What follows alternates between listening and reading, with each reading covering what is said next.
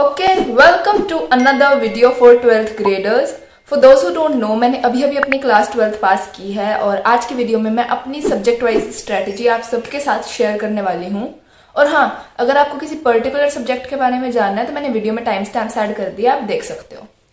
बाकी हम अपने पहले सब्जेक्ट की तरफ मूव करते हैं, विच इज केमिस्ट्री। देखो, केमिस्ट्री के लिए जो मैं एक ही टिप देना चाहूंगी वो है एनसीईआरटी इज द गोट।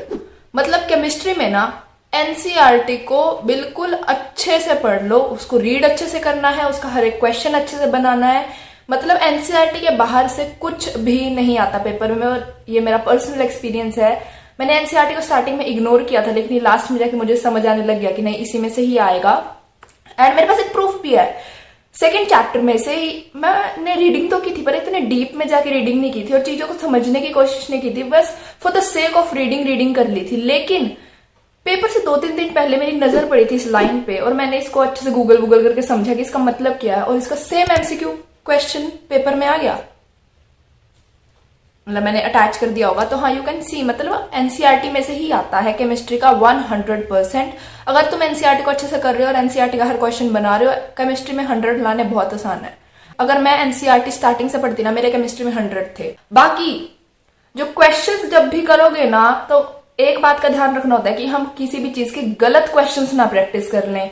गलत क्वेश्चन इन द सेंस जो ज्यादा इंपॉर्टेंट नहीं, और वो कैसे पता चलेगा, तो पीवाईक्यूज बहुत इंपॉर्टेंट है। तो जब भी केमिस्ट्री में पढ़ रहे हो एनसीईआरटी और एनसीईआरटी के क्वेश्चंस के अलावा एक ही चीज तुम्हें करनी है, वो है पीवाईक्यूज। इन तीनों चीजों पे फोकस करो, केमिस्ट्री सॉर्टेड है, उसके बाहर कुछ नहीं आ रहा है तुम्हारे पास। एक बात है जो मुझे बतानी थी, वो है ऑर्गेनिक केमिस्ट्री के बारे में, जिसमें एक प्रॉब्लम होती है हमें रिएक्शंस को याद करने में। तो for organic chemistry I would say कि अगर आपको रिएक्शंस याद करनी है, तो जब भी आप चैप्टर पढ़ रहे हो ना ऑर्गेनिक केमिस्ट्री का, तो एक चैप्टर की जितनी भी रिएक्शंस है वो एक पेज पे नोट करते रहो, और जब वो कंप्लीट हो जाए फिर उस पेज का या पेजेस का प्रिंट आउट निकाल के अपने पास रख लो। मतलब 6-7 प्रिंट आउट निकलवा लो, और जब भी फ्री हो, जब भी टाइम मिले, उन प्रिंट आउट में बिना देखे रिएक्शंस को भरो। और अगर स्टार्टिंग में याद नहीं है तो एक बार देख के भरने की कोशिश करो, फिर बिना देखे भरने की। और इसको भरते रहना तो तुम्हें रिएक्शंस ऑटोमेटिकली याद होने लग जाएंगे, फिर तुम्हें प्रेशर देके प्रॉपर बैठ के ऐसे याद नहीं करना पड़ेगा। तो स्टार्टिंग से ही एक ये रूटीन बना लो अपनी रिएक्शन शीट भरने का, तो ये तुम्हें बहुत ही हेल्प करने वाला है एंडिंग में जाके। बाकी चलते हैं नेक्स्ट सब्जेक्ट पे, विच इज मैथमेटिक्स। तो मैथ्स के अंदर हमको स्कूल में लिखवाई थी एलिमेंट्स ऑफ मैथमेटिक्स वाली बुक।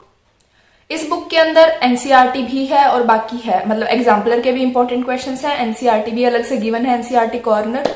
तो ये बुक अगर आप खरीद सकते हो तो ये बुक खरीद लो। और मैंने क्या किया था, मैंने पूरा साल इस बुक को ही अच्छे से किया था, इस बुक के क्वेश्चंस अच्छे से बनाए थे।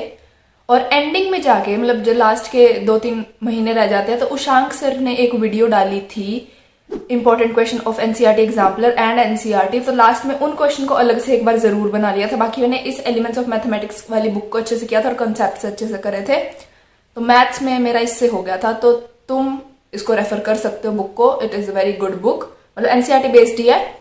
बाकी वो वीडियो तुम देख सकते हो शांक सर की, और बाकी जो मैराथन्स लगती थी वो तो मैं लगाती थी। तो केमिस्ट्री, फिजिक्स एंड मैथ्स के लिए मैंने साइंस एंड फन को ही रेफर किया था।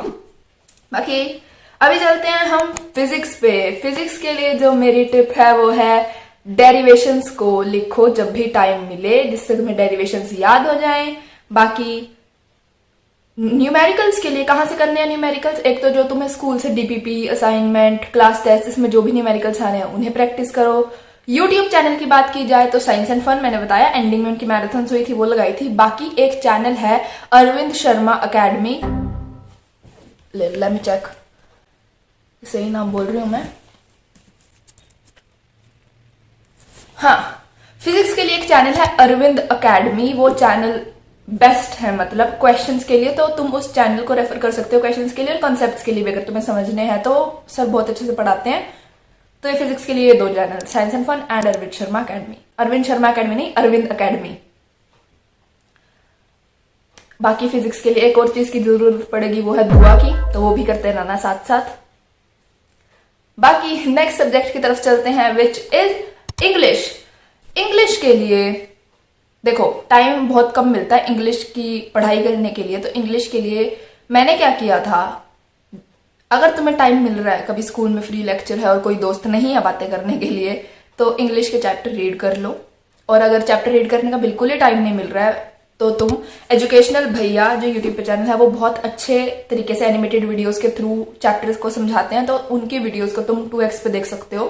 बाकी हाँ, एक टिप ये है कि जब एनसीईआरटी रीड कर रहे हो या फिर जब वीडियो देख रहे हो, साथ साथ में ना शॉर्ट नोट्स बनाते रहना। मतलब इंग्लिश में ना तुम्हें पता ही होगा कि आंसर के मार्क्स तभी मिलते हैं जब एक प्रॉपर फ्रेज तुम लिखते हो। भाई इस क्वेश्चन, ये वाला क्वेश्चन पूछेगा तो ये वाला फ्रेज लिखना है, इस चैप्टर के इंपॉर्टेंट फ्रेजेस होते हैं, वो जब लिखते हैं तभी नंबर मिलते हैं। अगर वो नहीं मेंशन करते तो मार्क्स कटने के भी चांसेस होते हैं।